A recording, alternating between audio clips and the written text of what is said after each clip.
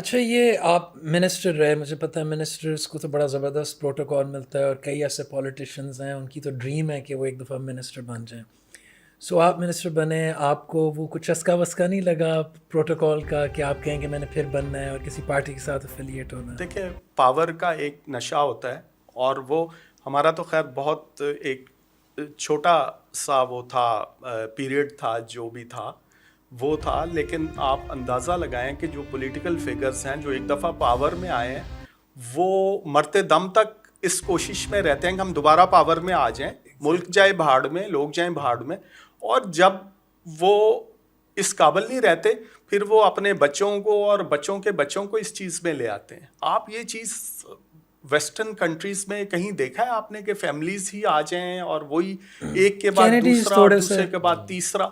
تو وہ obviously وہ ایک نشہ ہے جو کہ ان کو ریٹائر نہیں ہونے دیتا. بش بھی، بش کا ایک ایگزامپل ہے. کینیڈیز راکافیلرز بھی دے آر کوائٹ انٹو نہیں نہیں politics. Is Kennedys any and time in Bush. کی فیملی کے 2-3 نہیں تو بندے پھر سینیٹر وغیرہ ہوتے ہیں یو ایس گورنمنٹ کے. دیکھیں سینیٹر ہونا تو کیونکہ ہر I mean اسٹیٹ میں they stay in the gig نا. انہوں نے ناٹ کام اینی بھی تو مور، کروانے ہوتے ناٹ ہیں. Any more. اب اس وقت کوئی بھی نہیں ہے ایسا. میں آپ یورپ میں دیکھ لیں، وہاں پہ میرا خیال ہے ہر 6 مہینے بعد پرائم منسٹر بدل جاتا ہے، لیکن آپ نے کبھی اس کو یا اس کے بچوں کو یا فیملی کو یا کسی کو پولیٹیکل ڈائنسٹیز کام میں چائنا میں بھی ایسا ہی ہے. جو پولیٹیکل ڈائنسٹیز ہیں اور کچھ چند فیملی ہیں وہی ہیں، ہر طرف انہی کے وزیر ہیں، کچھ خاندان ہیں، لیکن ان کی ترقی کے اوپر وہ اثر انداز نہیں ہوتے. ہمارے یہاں اگر ہم اس بات کو لے کے چلیں کہ جی کچھ خاص خاندان ہیں جو پاور میں ہیں نا، تو وہ بہت سارے دنیا میں ملک ہیں جہاں ہیں، لیکن ان کی ترقی پر وہ اثر انداز نہیں ہوتے. ہمارے یہاں ان خاندانوں نے کوئی ایفرٹ نہیں کی، نظر نہیں آئی کبھی کوئی ایفرٹ کہ کنٹری کے لیے کچھ ہو رہا ہے. تو صاحب I'm not denying کہ فیملی میں اگر باپ ہے تو اس کا بچہ جو ہے وہ he has all the right کہ وہ ملک میں، وہ اقتدار میں بھی آئے، وہ الیکشن بھی لڑے، وہ he can be part of the political process.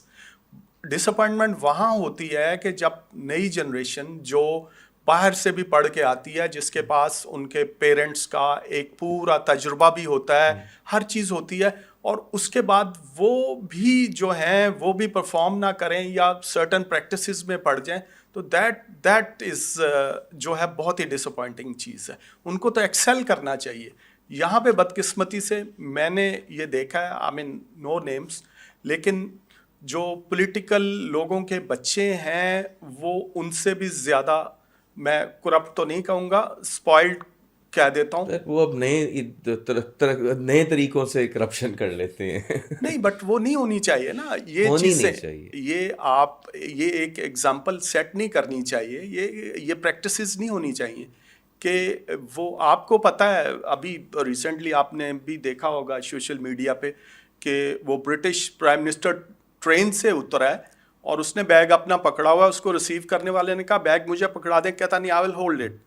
اور وہ پروٹوکول نہیں، بڑا امیر آدمی بھی ہے، other then prime minister is a rich guy. ہاں، اور وہ ٹھیک ہے، اس کے ساتھ بھی سیکیورٹی، ان کے جو سیکرٹ سروس کے ہوتے ہیں وہ 2-3 ایجنٹس ہوتے ہیں فار دا پروٹیکشن. لیکن اس طرح تو نہیں ہوتا کہ 15 گاڑیاں ہوں وہ ہو. تو یہ چیزیں جو ہیں، اور یہ صرف ہمارے پولیٹیشینس میں نہیں ہے، جو بھی بندہ بیٹھا ہوا ہے پاور والی بیس پہ وہ ہی انجوائز اٹ. ابھی بارش ہوئی ہے، میں لاہور میں، اور لاہور ڈوبا ہوا تھا. ہمارے چیف منسٹر صاحب ہمارے بھی دوست ہیں، he was out of the country, میں بھی کوئی ضروری کام ہوگا ان کا جو بھی ہوگا. تو یہاں پہ جو یہ بارش یا یہ چیزوں کو جو مانیٹر کرنے والے ہیں، تو میں دیکھ کے حیران رہ گیا کہ وہ سارے انتہائی مہنگی قسم کی گاڑیوں میں پانی کو انسپیکشن کرنے آئے ہوئے تھے. تو آپ کیا میسج دے رہے ہیں ان چیزوں سے کہ آپ لون لے کے، آپ قرضے لے کے، آپ بھیک مانگ کے، یہ ذرا سخت ورڈ ہے but unfortunately that's what the fact is, آپ وہ سب کچھ کر کے اور آپ اپنا لائف سٹائل یا اپنے ایکسپینسز یا ایکسپینڈیچر جو ہے اس کو کم نہیں کر رہے. تو دس از سم تھنگ بیونڈ کہ آپ جو ہے کم از کم دکھاوے کے لیے کچھ کم کر دیں ان چیزوں کو. لیکن وہ جو دماغ میں وہ چیزیں، and I am telling you کہ اب ٹائم ایسا آ گیا ہے کہ ود ان فیو ایئرس یہ جتنے بھی بابو بیٹھے ہوئے ہیں the government will have no money to pay their salaries, اور انہوں نے بھی ریٹائر تو ہونا نا ہر بندے نے, اور جو ریٹائرڈ ہیں ان بیچاروں کا تو قصور ہی نہیں ہے, they will have no money کہ ان کو پینشن دے سکیں. تو کین یو امیجن ہاسپٹلس ہمارے آلریڈی چوکڈ ہیں ود آل دس. تو آپ جب تک یہ ریالٹیز کو تھنک نہیں کریں گے, کتنے لوگ ہیں جو کینیڈا چلے جائیں گے, جو برٹن چلے جائیں گے پیسہ لے کے, باقی سب نے تو یہاں رہنا ہے. تو وہ ایک دوڑ لگی ہوئی ہے ساری کی ساری, تو اس میں I don't see any hope. Overall sir ہمارا آئی تھنک معاشرہ جو ہمارے سرکار کا جو ایٹیٹیوڈ ہے وہ نیچے ٹرکل ڈاؤن عام عوام کا بھی وہی ایٹیٹیوڈ ہو گیا تقریباً. بالکل صحیح بات ہے. وہ بھی جو ہیں, اور یہاں پہ اب حالت یہ ہے, لا اینڈ آرڈر دیکھ لیں, دوسری چیزیں دیکھ لیں.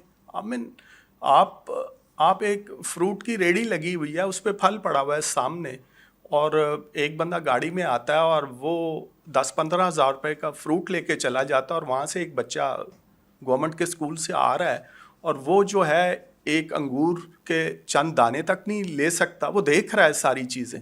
تو یہ چیزیں جو ہیں یہ کہیں نہ کہیں تو اس کا افیکٹ ہوگا نا, کچھ ہوگا. آپ کی جو لنگر ہیں یا فری کھانے والی قطاریں ہیں, آپ جا کے آئی ایم شیور آپ نے بھی دیکھا ہوگا, بخاری صاحب آپ نے بھی دیکھا ہوگا, تو اس میں تقریباً آدھے نہیں تو 30% لوگ وہ ہیں جو سیکیورٹی گارڈ ہیں, جو وردیاں پہنی ہوئی ہیں. وہ کس لیے وہاں پہ ہیں؟ اس لیے دے گیٹ پیڈ, وہ ان کو تنخواہیں تو ملتی ہیں, لیکن جتنی تنخواہ ملتی ہے وہ واپس اپنے گھروں کو بھیج دیتا ہے تاکہ ان کو کھانا ملے.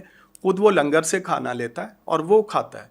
تو آپ یا میں یا سلمان صاحب, ہم 70 بندوں کو 100 بندوں کو لنگر کھلا کے یا اپنے ملازمین کے بچوں کو پڑھا کے ہم سمجھتے ہیں کہ ہم نے اپنا فرض پورا کر لیا ہے. اس طرح فرض پورا نہیں ہوتا, آپ کو سسٹم کو بدلنا ہوگا.